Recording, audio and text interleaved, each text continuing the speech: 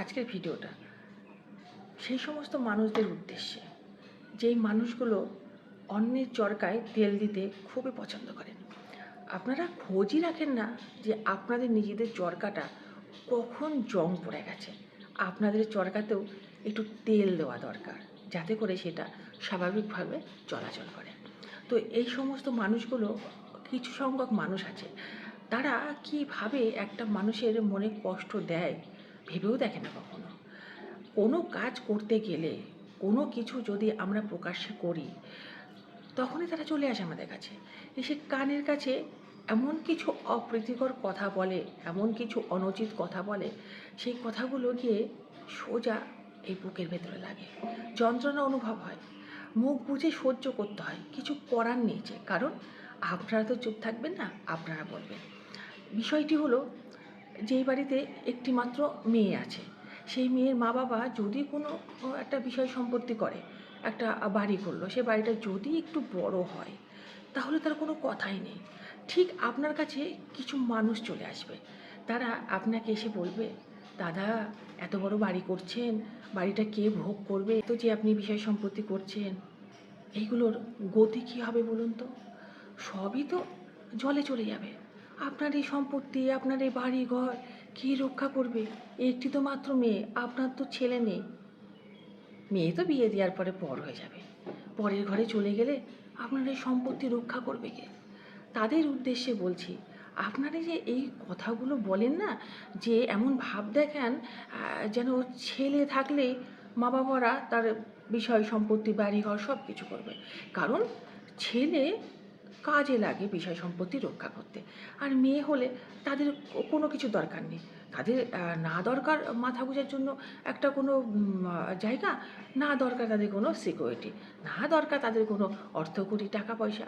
তারা তো পরের ঘরে চলে যাবে, এই জলের স্রোতে ভেসে এসেছে, আবার একটা বান এসে তাদের ভাসিয়ে নিয়ে চলে যাবে, এইটাই মনে করেন। আপনারা মনে করেন যে যেই সমস্ত মা বাবার পুত্র সন্তান নেই, সেই সমস্ত মা বাবাদের কোনো রকম সম্পত্তি করার অধিকার নেই। কারণ পরের মেয়ে, সে তো পরের ঘরে চলে যাবে, বিষয় সম্পত্তি রক্ষাটা করবে কে? সে আপনাদের উদ্দেশ্যে বলছি। আপনারা যে এই সমস্ত কথাবার্তাগুলো বলেন, আচ্ছা এমনও তো কিছু মানুষ আছে যাদের বিষয় সম্পত্তি কম আছে, বাড়িঘর ছোট, খুব একটা ভালো এস্টাবলিশ কাজকর্ম করেন না, তাদেরও তো ঘরে 2-3টে করে সন্তান আছে। তো আপনাদের তো 2-3টে সন্তান মানুষ করার মতন সেরকম সামর্থ্য নেই, তো কেন নেন এতগুলো সন্তান? যাদের একটিমাত্র কন্যা সন্তান আছে তারা সম্পত্তি করতে পারবে না, আর যাদের সেরকম বিষয় সম্পত্তি নেই তারা 3-4টে করে সন্তান নিচ্ছে, সেটা আবার কোন দেশের কথা বলুন তো? আর আরেকটা কথা বলছি, সেই কথাটা হচ্ছে যে যে সমস্ত মেয়ের মা বাবারা একটা বড় বাড়ি করে, বিষয় সম্পত্তি করে, তারা না ভেবেই নেয় যে আমার মেয়ের বিয়ে দেওয়ার পরে আমার একটা ছেলে ঘরে আসবে। পরের ছেলে, অন্য ঘরের ছেলে, অন্য মা বাবা মানুষ করেছে, কিন্তু সেই মেয়ের মা বাবার মনটা কত বড় বলুন তো? তার এই কষ্টের রোজগারের টাকা, তার এই বিষয় সম্পত্তি, এত বড় বাড়ি, সে পরের বাড়ির ছেলের হাতে তুলে দেবে। বুঝতে পেরেছেন তাদের মনটা কত বড়?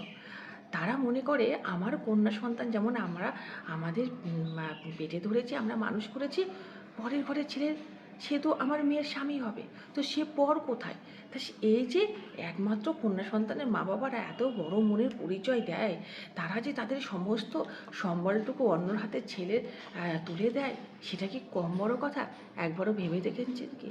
আর আরেকটা কথা, সে কথাটা মনে পড়ে গেল, কথাটা হচ্ছে, আপনাদের বাড়ির ছেলেরা বড় হলে এটা ভাবেন না যে কোন বাড়িতে একটিমাত্র মেয়ে আছে, কোন বাড়ির বাবার ভালো চাকরি করে, তাদের অনেক বড় বাড়ি আছে, বিষয় সম্পত্তি আছে, সেইখানে আপনারা সম্বন্ধ ঠিক করার কথা মনে মনে ভাবেন না?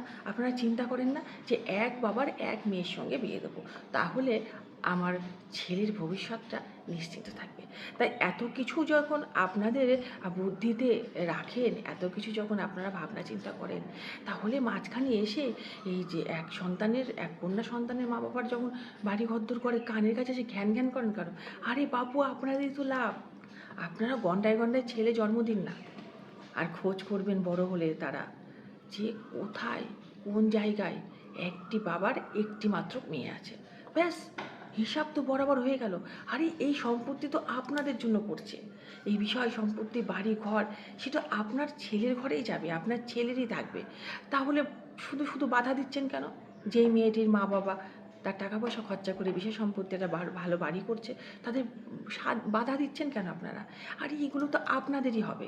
একবার ভেবে দেখুন তো, মাথা ঠান্ডা করে একবার ভেবে দেখুন।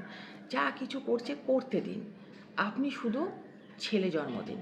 ছেলে বড় হলে তারপরে একটি মাত্র কন্যা সন্তান যেই বাড়িতে আছে সেই বাড়িতে সম্বন্ধ ঠিক করুন। দেখবেন কীভাবে ওই একটি মাত্র কন্যা সন্তানের বাবার সম্পত্তি আপনার ছেলের নামে হয়ে যায়। এটা কি কম বড় কথা নাকি? এই কথাটি, এই যে যারা আপনারা এই সমস্ত কথাবার্তা বলেন, এই কথাটা কিন্তু প্রমাণিত, এই কথাটা কিন্তু সত্যি।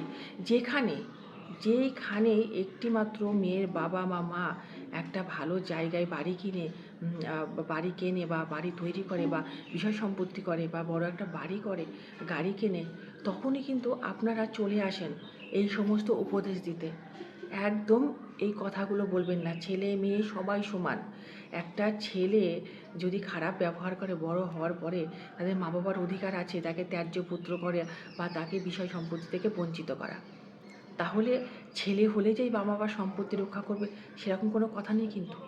একটা ছেলে একটা মেয়ে সমান সমান, ছেলেরা যা পারে মেয়েরাও তাই পায়। ছেলেরা বাবার সম্পত্তির অধিকারী যেমন আছে, মেয়েরাও সেরকম আছে। তাই যা করছে করতে দিন।